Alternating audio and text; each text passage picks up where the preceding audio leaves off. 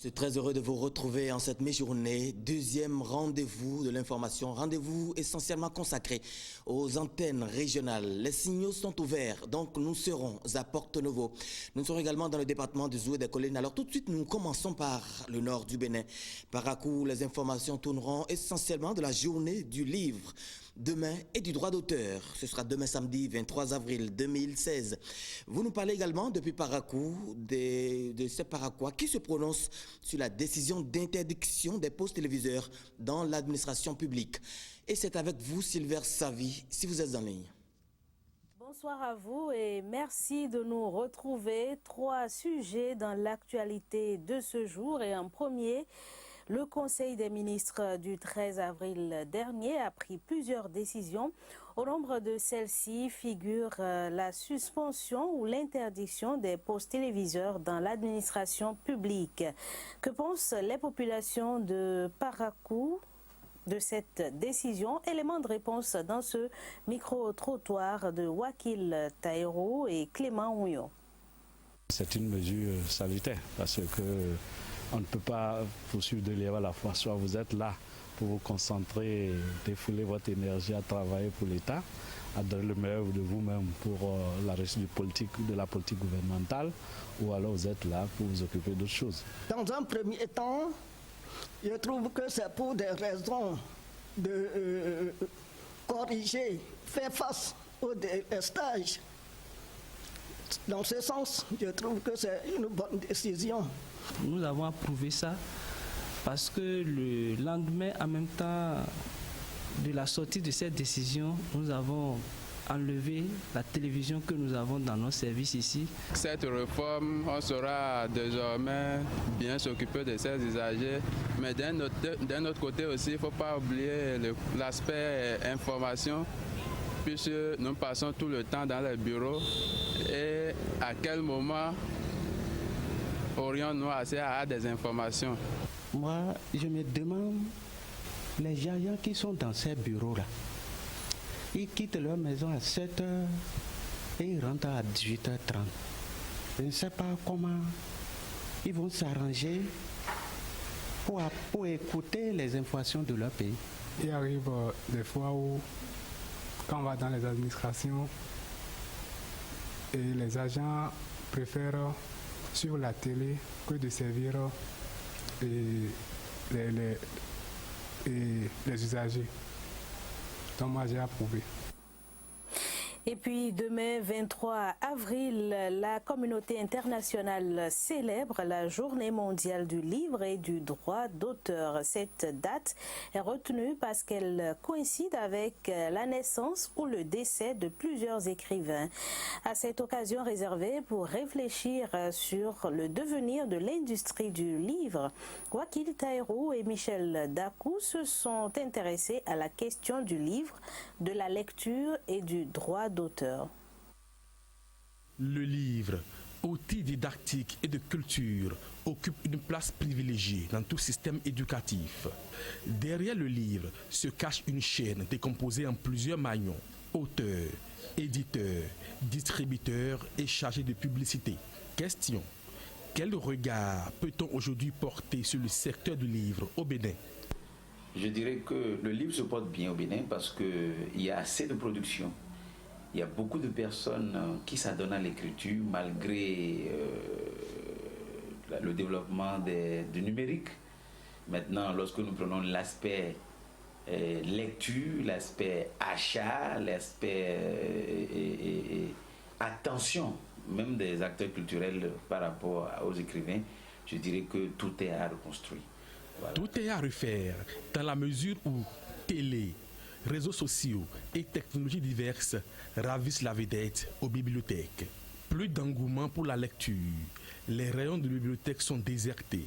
Conséquence, le livre agonise. Les élèves de maintenant n'aiment pas lire. Donc ils s'intéressent au feuilleton. Vous savez que c'est une situation que vit toutes les bibliothèques, hein, de façon générale. La lecture n'est plus la chose la mieux partagée par les apprenants. À côté de cette triste réalité, figurent les difficultés financières qui secouent le secteur du livre. Difficile aux auteurs de rencontrer de traditionnels éditeurs pour espérer jouir de leurs droits d'auteur. Les écrivains se trouvent le plus souvent obligés de financer eux-mêmes la composition, l'édition et même la distribution de leurs œuvres. Une situation qui n'encourage guère la créativité. Mais il y a pire. Je crois que nous avons les mêmes problèmes que les artistes qui se plaignent de la piraterie. Aujourd'hui, moi j'ai déjà écrit 2 livres qui sont déjà sur le marché. Quand vous allez dans la bibliothèque, pardon, à la librairie, ce n'est pas pour aller récupérer de l'argent. Les livres sont là, personne ne lit. Et vous avez des étudiants ou des apprenants, quand un seul achète, les autres photocopient. Et puis ça s'arrête là. Pour faire renaître le secteur du livre et de la lecture de ses cendres, des actions énergiques s'imposent et peuvent être déclinées en 3 points. La sensibilisation et la création d'activités diverses autour du livre pour faire renaître l'engouement de la lecture chez les apprenants. La mise en œuvre d'une politique d'accompagnement des maisons d'édition pour permettre aux auteurs de publier leurs livres à compte d'éditeurs. Seule formule pour jouir de leurs droits d'auteur. Enfin, aller en guerre contre la piraterie. Et puis se développe de plus en plus un nouveau mode de transport dans nos villes et campagnes. Il s'agit des tricycles, des moyens de locomotion à cheval entre moto et voiture. Au-delà des services que ces engins peuvent rendre, ils sont malheureusement la cause de plusieurs cas d'accidents enregistrés sur nos axes routiers. Michel Dakou tire sur la sonnette d'alarme à travers ce reportage. Ça pilule désormais dans les villes et campagnes du Bénin. À Parakou, 3e ville à statut particulier, les mototricycles semblent damer le pignon aux véhicules à 4 roues en matière de transport de marchandises et autres bagages. Ces engins permettent à leurs propriétaires de faire de bonnes affaires, certes, mais représentent un grand danger la nuit. Quand on les rencontre dans la circulation la nuit, et on a comme l'impression que c'est une moto à 2 roues. Et c'est quand on est proche de la moto qu'on constate que c'est des motos à 3 roues. Et les dépassements, au niveau des dépassements, ça cause souvent problème. En venant, on croit que c'est une moto à 2 pieds qui vient, quoi. Mais des fois, tu vas arriver, c'est en même temps que tu vas voir que c'est tricycle. Et si tu ne sais pas faire, tu vas rentrer dedans, ça va te coller. Et je pense que c'est cette année, ou bien en début d'année, où il y a eu ce cas malheureux du tricycle abandonné dans le quartier Madina, où il y a eu une haute personnalité de l'enseignement primaire est allée, le tricycle est abandonné dans l'obscurité. Et ce dernier est allé heurter ce tricycle abandonné. Moi, s'en est suivi. Aussi bien dans les rangs des conducteurs que chez les fabricants de ces nouveaux moyens de transport, des mesures urgentes s'imposent afin d'éviter le carnage sur l'exaxe routier. C'est pour cela, lorsque nos patrons ont constaté ça, nous aussi on a constaté, on a rapproché ça à nos patrons et ils ont fait sortir les tricycles maintenant là à veille. Donc dans la nuit maintenant, si on allume le phare, celui qui vient en face, il constate automatiquement que c'est moto-tricycle qui venait. Il y a l'éclairage. Et on ne peut pas comprendre. Il y a certaines motos, je vois, c'est-à-dire des motos, des tricycles, où je vois des rampes de choses là, de feu que les gens mettent, c'est très bon. Donc normalement, il faut que les feux arrière marchent, il faut que les phares marchent, et que les feux gabarits qu'on puisse en mettre et étudier avec eux. Ces nouveaux moyens de locomotion ne sont pas moins dangereux en pleine journée. En effet, rares en sont les pilotes qui détiennent le permis de conduire adéquat. Non, je n'ai pas de permis de conduire. J'ai engagé le processus avec l'équipe de la CNSR et le danger c'est quoi? Pendant que tu es ici, tu n'as pas autre temps pour aller faire la formation, mais ça devient une obligation, on doit le faire. Hormis le permis de conduire, plusieurs règles sont à observer. Il s'agit entre autres du respect du port de casque, l'immatriculation, l'assurance et même la visite technique. Eh bien, ce sera tout pour les informations du Nord Bénin. Merci de nous avoir reçus. Merci à vous, Sylvia Savi, et à toute l'équipe régionale depuis Parakou. Allons tout de suite dans le département du Zou et des Collines avec la question de l'éducation qui est au cœur d'un atelier de vulgarisation des actes du deuxième forum organisé dans le secteur. C'est une initiative de la coalition béninoise des organisations de la société civile pour l'éducation pour tous, ECBO-EPT. Et c'est avec les acteurs de l'éducation à la base de 10 communes défavorisées du Bénin. François Zinsou et Gilles Dansou pour le reportage. Une éducation de qualité pour une bonne relève. La tenue de ces assises s'inscrit dans cette logique. Ces assises interviennent en prélude aux consultations nationales pour l'élaboration du nouveau plan décennal du secteur 2016-2026.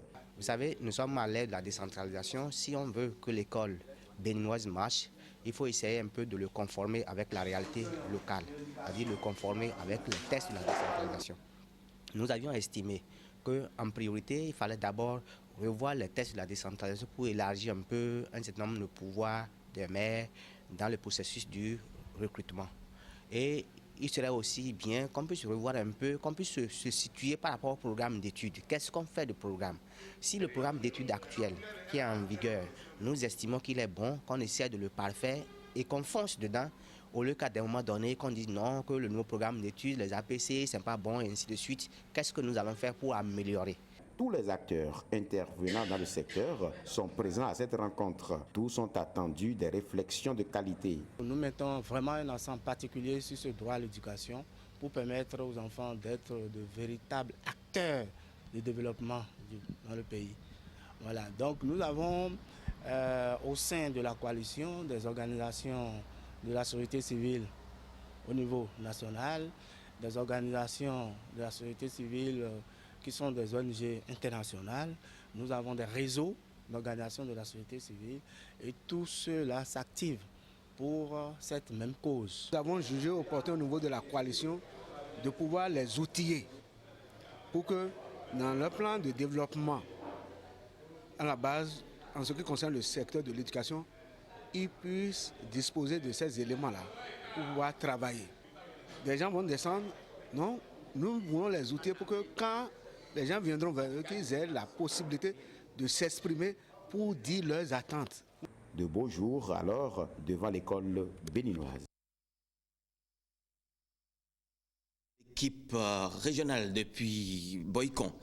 Que faut-il entendre par le dur combat d'Achukpa? Nous sommes dans l'histoire et depuis Porto Novo, c'est l'une des informations que nous aurons dans cette tranche, sans oublier la visite de travail de l'ambassadeur du Japon près le Bénin à l'université de Porto Novo. Et c'est avec vous, Guillaume Avienou. Bonjour. Bienvenue aux nouvelles des départements de Lomé du plateau de ce vendredi. Daini Tsusakara, ambassadeur du Japon près le Bénin, était hier à l'université de Porto Novo. Une séance d'échange suivie d'une visite de terrain a permis à l'ambassadeur de prendre connaissance des difficultés et des besoins de la jeune université pour un éventuel partenariat entre l'université de Porto Novo et l'ambassade du Japon. Reportage Olive Oussougwe et Enoch Adandé. L'ambassadeur du Japon près le Bénin dans les locaux de l'université de Porto Novo. La démarche marque un début de partenariat entre la jeune université créée par le gouvernement béninois en avril 2015 et l'ambassade du Japon. Votre présence, Excellence, à nos côtés cet après-midi, constitue un point de symbole très fort et qui nous donne beaucoup d'espoir que notre université peut compter sur la longue expérience de la puissance nippone. 5 entités composent l'université de Porto Novo pour un effectif de 12 542 étudiants. Comme défi pour les prochaines années, l'équipe rectorale envisage la création de 4 nouvelles entités. Nous voulons créer un institut supérieur de formation des infirmiers et des sages-femmes d'État. Cet institut est déjà créé de manière institutionnelle. Il reste maintenant à mettre en place vraiment les infrastructures et recruter les étudiants. Nous voulons créer aussi un institut de droit appliqué, notamment droit axé sur l'administration. le nouveau gouvernement de président Talon a certainement lancé des idées et de renforcer la capacité de recherche et de technologie dans le domaine de l'enseignement supérieur. Et si je me trompe, c'est un des domaines que le président a déjà cité étant son projet, bien sa vision de nouveau mandat. La coopération sur le plan universitaire entre le Japon et le Bénin, jusque-là très peu développée, se verra renforcée les jours à venir à travers cette visite. Une descente dans quelques entités de l'université de Porto-Novo a été l'occasion pour l'ambassadeur du Japon près le Bénin de s'imprégner des conditions d'études des étudiants.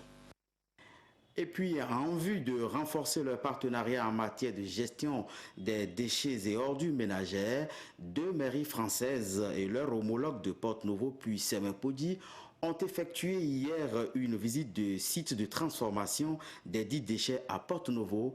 Il s'agit du centre régional Songhai qui est basé à Porto-Novo, suivant le reportage. 2 maires du Ciredom, le syndicat intercommunal pour la révalorisation et l'élimination des déchets et ordures ménagères en France, au centre régional Songhai de Porto-Novo. Ces 2 maires auxquels le maire de Porto-Novo et des adjointes au maire de Semen-Podi, mais aussi une délégation du clergé catholique sont venus à l'école du dit centre en matière de réutilisation de déchets divers. Le centre régional Songhai, spécialisé dans la production et dans la transformation de produits agroalimentaires, reste un modèle sur le continent africain. Les déchets ménagers sont un réel problème partout dans le monde entier, plus précisément en Afrique, et de pouvoir transformer donc ces déchets, ce produit, en une richesse. Porto-Novo seul ne peut pas le faire, Semen-Podi ne peut pas le faire, mais ensemble on va créer un espace vraiment qui peut nous aider à reculer les contraintes, à ce qu'on appelle le permis à développer. Souvent nous pensons que les autres doivent faire pour nous, les autres doivent venir développer notre pays pour nous. Et ici on voit que les Africains peuvent faire eux-mêmes. Si pour la délégation de religieux, la présente visite des installations du centre régional Songhai reste une surprise, les maires, eux, pensent pouvoir s'inspirer de l'expérience de ce centre pour améliorer le cadre de vie de leurs concitoyens. Nous avons été très heureux de voir que tout ce que nous jetons peut être transformé et en richesse. Et c'est à côté de nous ici. Dans les mois à venir, qu'il doit y avoir des actions concrètes. Il faut démarrer quelque part et puis évoluer. Il faut dire que le Songhai n'est pas né aujourd'hui ce qu'on fait. La visite qui s'est achevée par une séance dite de synthèse a été l'occasion pour les maires du Ciredom et celle de Porto-Novo mais aussi de Semen-Podi de définir les bases de leur partenariat. Et pour finir, il y a 126 ans de cela, les troupes du roi de Dahomey Béhanzin et des soldats français aux ordres du commandant Thérion livraient la bataille de leur vie à Achupa, dans la commune d'Avrancourt. L'événement est entré dans l'histoire avec le qualificatif du dur combat d'Achupa. Pour éviter que les souvenirs de ce mémorable combat ne s'éteignent, Rodrigue Avoseforon s'est donné pour devoir de le rappeler chaque année, et cela depuis peu. Suivons le reportage. Et la natte, ce n'est pas avec pirogue. Ils étaient en natte avec les Amazones à son temps. Robert Avoseforon, un natif du village d'Achupa dans la commune d'Avrancourt, fait partie des rares personnes qui se souviennent encore ici du 20 avril 1890. L'histoire raconte en effet que c'est précisément à cet endroit où il se trouve accompagné de cette jeune fille qui a accepté de jouer les Amazones de circonstance. C'est bien là, selon Robert Avoseforon, qu'une Amazone s'est fait immoler sur ordre du roi Béhanzin afin de donner la chance aux troupes du roi du Dahomey venues combattre le régiment de l'armée française, dirigé alors par le commandant Thérion. Les combats qui ont duré des jours ont été rudes.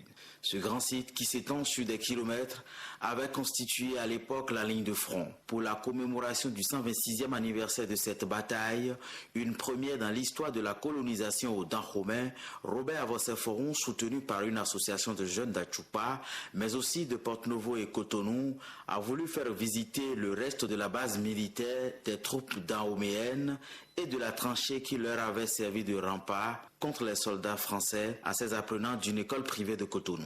En son temps, et les Français et le roi Toufa attendaient le roi Béhanzin à Ouinta. Quand Béhanzin a quitté Aboumé, il les a contournés en passant par Décamé et Consort, vient faire une escale à Avrancourt. C'est le parcours que nous avons fait tout à l'heure.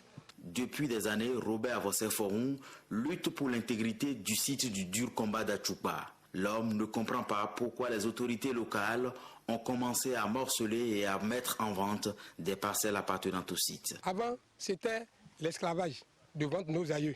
Aujourd'hui, c'est l'esclavage de la terre. On dit comment tu peux vendre ce qui est un patrimoine, ce qui a témoigné la guerre que le roi a dit. Le roi a même dit non, qu'il ne va jamais signer un traité, qui va allier l'indépendance de ses aïeux. Et toi, tu commences par le vendre. Il me dit non, s'il vend ou n'est pas vend, qu'il est propriétaire de toute la terroir d'Avrancourt. Et moi, je lui ai dit non. Robert et ses amis pensent que le combat qu'ils mènent devrait être porté par tous, car la mémoire des reliques des guerres de résistance nationale ne doit pas disparaître, conclut-il. Mesdames, Messieurs, c'est l'essentiel des nouvelles à retenir en provenance des départements de Lomé et du Plateau de ce vendredi. Merci de nous avoir suivis. Vous, Guillaume Avieno, et à toute l'équipe régionale de Porto-Novo. Madame, Monsieur, autre rendez-vous avec les informations en provenance de nos régions, 19h30. Mais avant cela, les autres rendez-vous sont 16h30, puis la grande édition est à 20h.